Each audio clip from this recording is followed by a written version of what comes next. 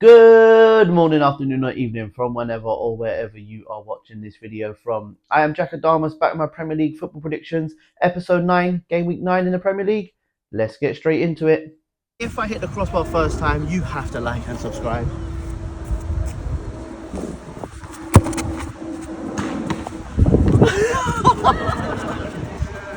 He still got it. Now hit the intro. Gonna be a good day, a good vibe, a little Postmates. We start game week 9 with the 8 p.m. kickoff tonight in the East Midlands derby between Leicester and Nottingham Forest. Now, Leicester do come into this game off of a massive comeback victory last weekend where they was 2-0 down to Southampton, but they ended up winning that game 3-2.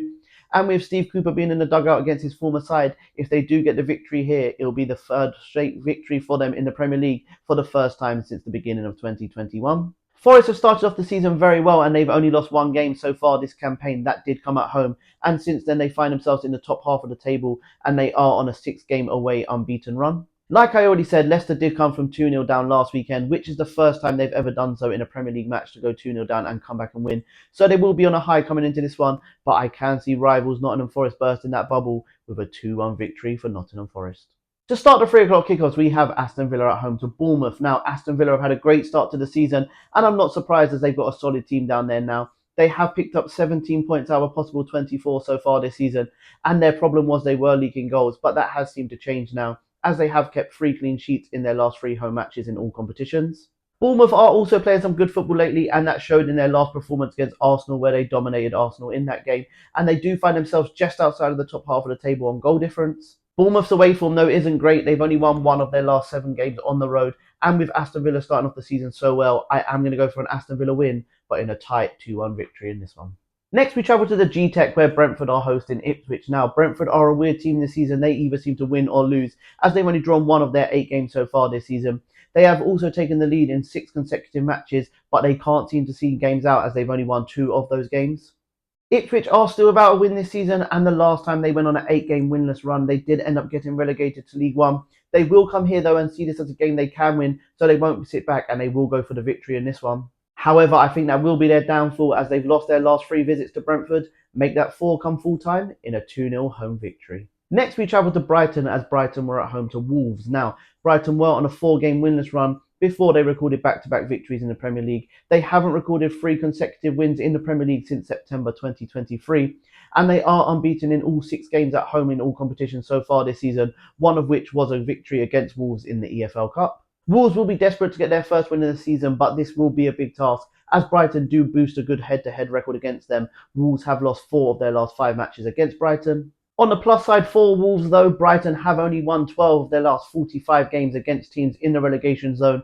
Unfortunately for them, I reckon it'll be unlucky number 13, as I can see Brighton winning here 3-1. And the last 3 o'clock kickoff sees Man City at home to Southampton. Now, Man City are on a 31-game unbeaten record in the Premier League, and I think this is just a matter of how many goals they will win by, rather than will they draw or lose this one. Southampton come here and they've already conceded 18 goals in the Premier League, and I wouldn't be surprised if they conceded 6 or 7 more here. No disrespect intended to Southampton when I make that statement. The only problem I'm having with my prediction this weekend in this match is, will Southampton score or will they not? As Man City have conceded in 7 of their 8 Premier League matches so far this season, I don't think Southampton will get on a score sheet, so I am going to go for a 4-0 Man City victory in this one. And the 5:30 kickoff on Saturday sees Everton at home to Fulham. Now, after losing their opening 4 matches of the season, Everton are now unbeaten in their last 4 matches, and they've only gone 5 games unbeaten under Sean Dyche once before. And they owe a lot of credit to their defence, to their good run of form at the moment, as they've only conceded 2 goals in their last 4 matches.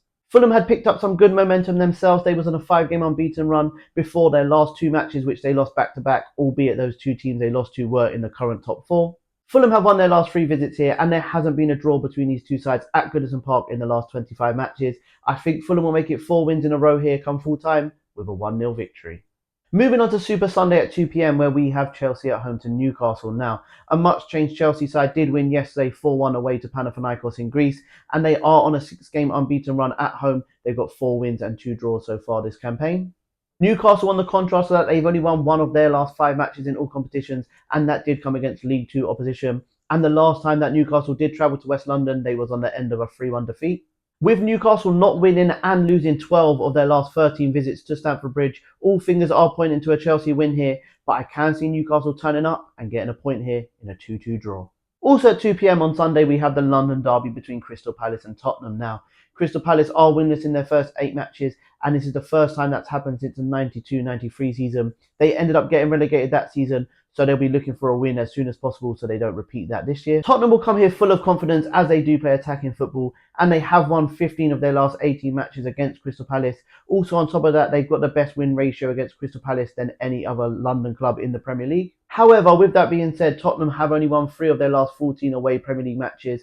I do think it'll be 4 out of 15 no come full time, as I reckon Spurs will get the victory here in a 2-0 win. Also at 2 p.m. on Sunday, we have West Ham at home to Manchester United. Now, West Ham are going through a be careful what you wish for a moment, as they wanted change at the club and it hasn't been for the better so far.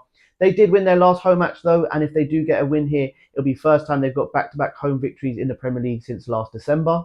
Manchester United aren't on the greatest form themselves though. They have only won 4 of their last 13 matches in all competitions, and on top of that they have only won 2 of their last 17 visits to the capital. The last 11 head-to-heads has seen either team win on the day. I don't think that'll be the same this time around though, as I can see the honours being shared here in a 0-0 ball draw. And they say save the best till last, and it is game of the weekend. It is 4:30 on Sunday. It is third vs first in the Premier League. It is Arsenal at home to Liverpool. Arsenal's 16-game unbeaten run did come to an end last weekend with that 2-0 defeat to Bournemouth, and they haven't lost back-to-back games since April. Arsenal come into this game 4 points off Liverpool in third, and I know it's early doors, but it does feel like if they do lose here, it's going to be an uphill task to get back to the top of the tree. Liverpool will come into this game flying and high on confidence, and you can't blame them as they have got 8 straight victories in a row in all competitions, and that victory away to Leipzig midweek in Champions League means they've won their first 6 games of a season for the first time in the club's history.